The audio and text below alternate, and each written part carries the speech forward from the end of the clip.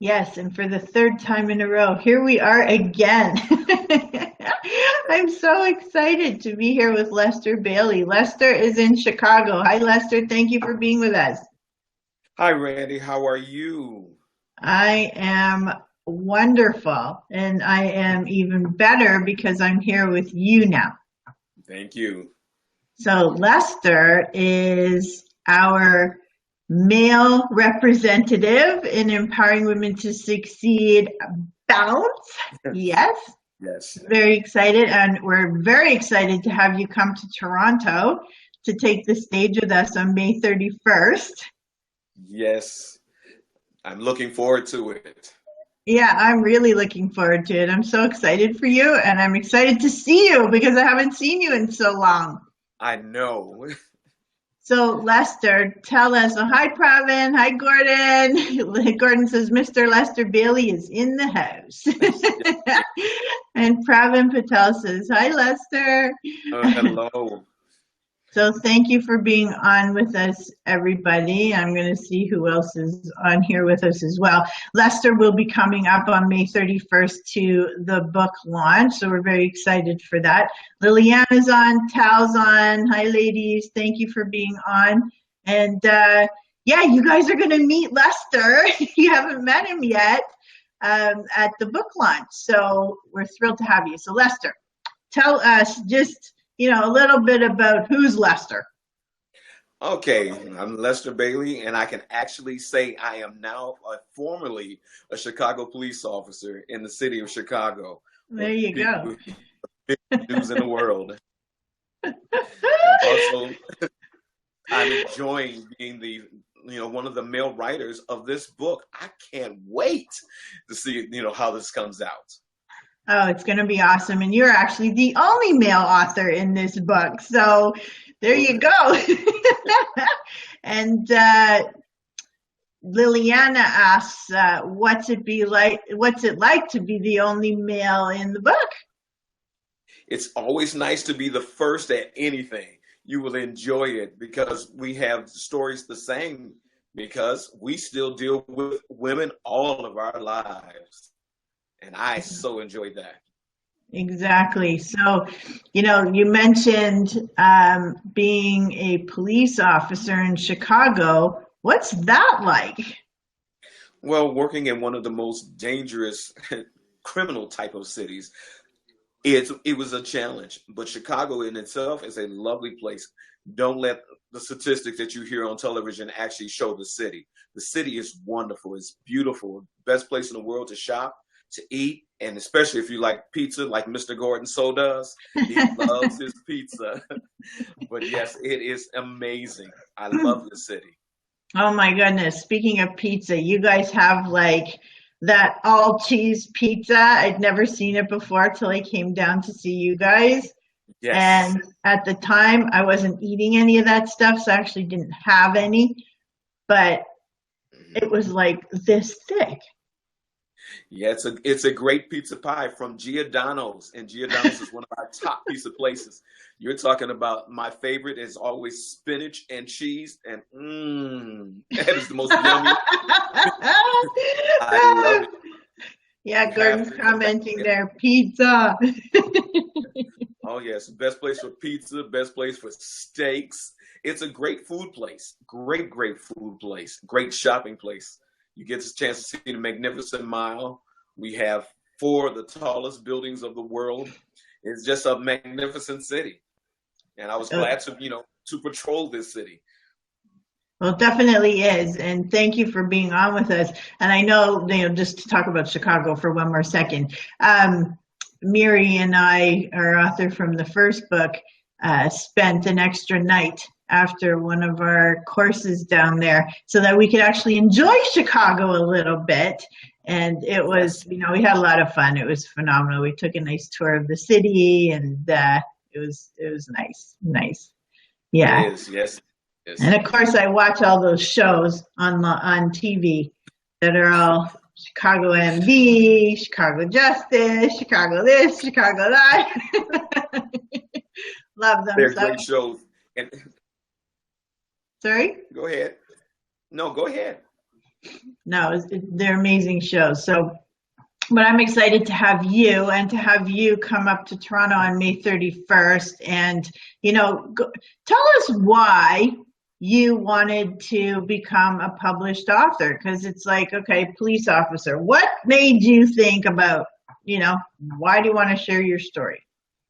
I love different challenges. And in your life, you go through different things. And sometimes you never see some of the things that you actually may approach. And I was so surprised that I was speaking with Mr. Gordon So, and he was like, this might be a good idea. And I've loved working in the city. I've seen so much being here.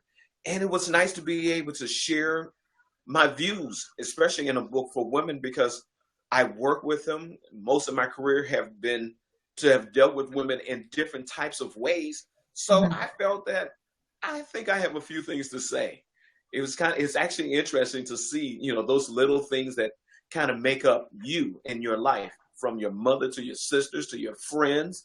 It's great. So having this opportunity, I am glad. Well, we're grateful to have you in the book. So I'll tell you that. And, I know you're going to have a huge impact, but I want you to give us like a couple of little snippets of the challenges that you faced. I don't want you to talk about how you got through them, because I want people to come to May 31st and see you on stage and talk a little bit about your story there and get to meet you. But and also get to have you sign their books and whatnot. But why? Tell us a little bit about some of the challenges that you talk about. One of the funniest things to me, and especially when you're looking at your challenges in life, I had an opportunity to become a police officer, but I was that kid who never ever seen a police officer. I didn't have to deal with them as I grew up. And being in this large city is kind of unusual, so that you could never see it. And then now that I first get a chance to come onto the streets and see what that was actually like, to deal with an element that I've never seen. I've never dealt with crime. I never dealt with people who were victims of crime or who had different challenges with being the police and police officers, and how you can encourage some others, how you can move through it. So it was nice to see that with me being a part of this story and being a part of so many lives, I was like, oh, I was overwhelmed when I first began, because I had no idea of what I was getting into. And I Right. got to do it. Ooh, wee. You got thrown right in, right? Right in. It's nice to be able to get into the water, but nobody tells you that you might need a paddle. Right. But I could do it. Exactly. Mm-hmm. So what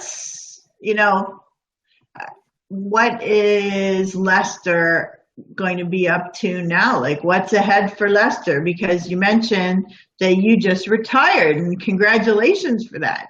Yes. Well, my new challenge is figuring out what I want to be when I grow up.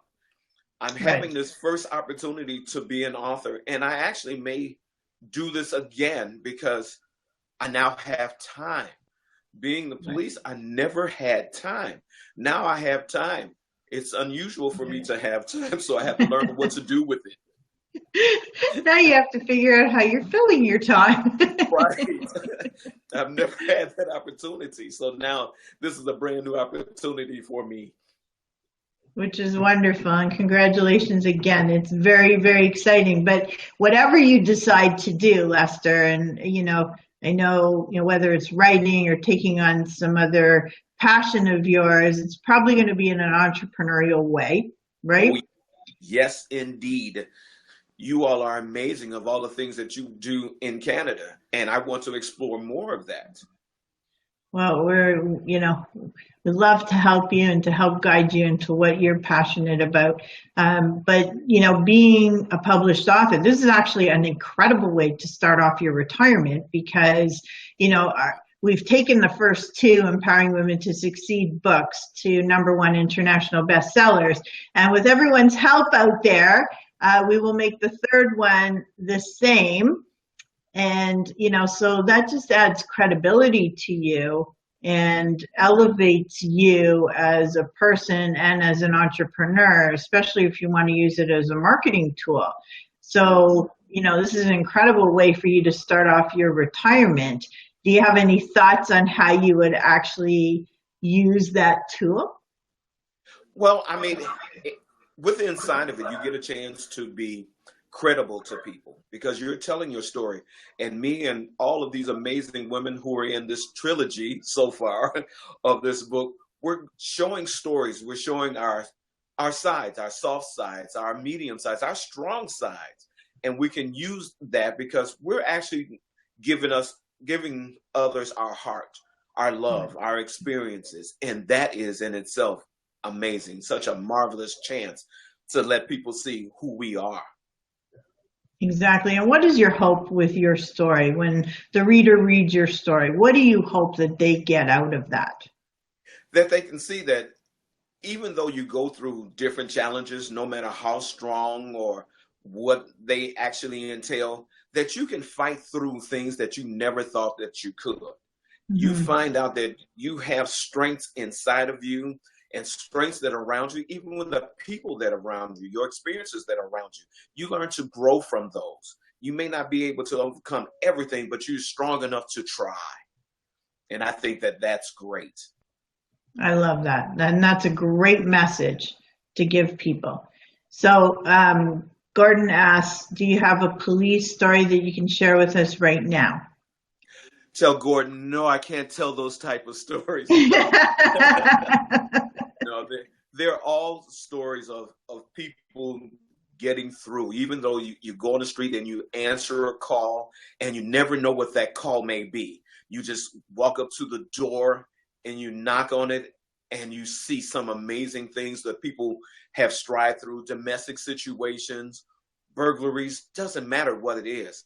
Mm-hmm. Because even though the stories may seem different, but they're the same. People are going through the same thing throughout the world.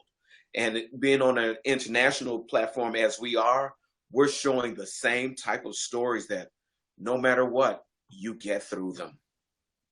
Exactly. And that's the message we all give, right? That's right. But I do see a book there, Lester. I see a book of stories of a police officer. Like, without mentioning real names, I'm sure you can talk about some of the experiences that you've had and crazy stories out there, that people have experienced without using their names. Well, I mean, part of the stories that when you look at, you walk into a house of man and woman, basically, and they're arguing. And you see them arguing, and all of a sudden, as a police officer, the first thing you try to do is to type of way, but it turns on you. All of a sudden, the lady asks you to arrest the gentleman, right. And you looking like, I'm ready. And now he wants to fight. So you can find yourself getting ready to get into the same fight with him because he doesn't want to go to jail and he doesn't like the woman that he is with. Now you're fighting, you're getting thrown across a room. And you're trying to hold yourself back. Oh, yes. Boy. As you're turning around and putting cuffs on him, the wife decides to jump on you because she now doesn't want you to she doesn't want you to hurt him. Even though she doesn't like him and she doesn't feel him at this present moment, she still doesn't want you to hurt him because she has amazing amount of love. Right. She may have been, in most cases, they have been battered in some type of way. And you're letting women know, even though that you're battered, you can get out of this situation. You don't have to be a part of it, but you're still trying to protect the same person who's trying to hurt you. And I have had a lot of stories like that. I see that in the domestic. I've dealt with rapes inside of churches. I've turned around and dealt with pulling people out of fires. I've seen the death of kids. It's a lot of amazing stories that are actually there and that are 100% real without having to ever use a name. you could talk for days and actually come up with stories that would not match the last. Wow. Wow. Does that help? Yeah. Yeah. You know what? It gives you like a teeny bit of insight, and I'm sure those are the lighter situations, Yeah. right? You know, but it gives Yes. you insight into not knowing what you can walk into, Yeah. and your life's in danger. Like you're constantly in danger, Yes, you are. you And know? you run into bad neighborhoods because people, when you see news, they only tell you about the bad neighbors and they don't tell you about what's all good. But when you're Right. walking into a bad neighborhood and you know that there's crime around you because of whatever the situation is, and you don't have any alerts, you'll get a call and you'll hear a dispatcher tells you that there were shots fired in the area. Well, that's fine when you're going over to that area, but they give you a block. Well, if you ever walk down a block, if shots are fired, it's anywhere on the block. You have no idea where the bad guy is. You don't Right. know whom the victim is because the victim is sometimes hurled underneath a cabinet, a table. They're scared to come out, and it's up to you to go in there and figure this out with very little information. But it's an Wow. amazing thing because you still do it and you still try your best to go home to your family because they like you too. God, I hope they love you, but yeah. No, They how do. scary, and you know, and that you are actually lucky to be able to retire, right? Yes, that is so true because Yeah. it has happened all around. Even yesterday, they were talking about a story on the news station here on ABC News about a Detroit officer knocking on the door. And as soon as he opened the door, the offender opened the door, he shot and killed the police officer. He had Okay. no way to know what was going to be on the other side of the door. And Right. policemen often see what they don't know. You don't know what to expect, but you go through your different challenges. You find the strength that you've never known that you had because Mhm. nothing prepares you for what you don't know. How empowering is that? Holy mackerel. Yeah, it shows a strength that you have to come up with. And I've worked with a lot of women. I've had a lot of female partners who've shown me, even as a male, how to find some strengths that I didn't know that I've had. Right. Right. Wow. Well, Pravin says a couple of things. Thank you, Pravin, for being on. He says, you remind me of the Canadian Olympian Donovan Bailey. And he wants to know, why did you become a cop and why did you retire? So, why did you become a cop? Well, and actually, it's a funny story. I kind of looked at the job as I was working as a banker. Believe it or not, I was working at a banker, Wow. and I took the test just to be taking the test. I was like, maybe I might decide to change careers. And during that time, I didn't know to expect it because I loved banking. I loved everything about banking. I knew I was going to be a banker. And then one day, the bank laid me off. And I just so happened because I took the test, I was prepared to walk inside of a job within a couple of Wow. months. Wow. And that was the Lucky. reason I became a police officer. Lucky. Yeah, you're But lucky. seeing, after seeing so much on this job and being able to stop testing fate, I decided that it was time for me to retire because as a police officer, you test fate all of the time. And I decided that it was enough. My family has seen enough, and they like me to come home and they like to enjoy me for some years that I gave away. And lucky that you're still young enough that you should have a, you know, a very long life ahead of you to enjoy those things.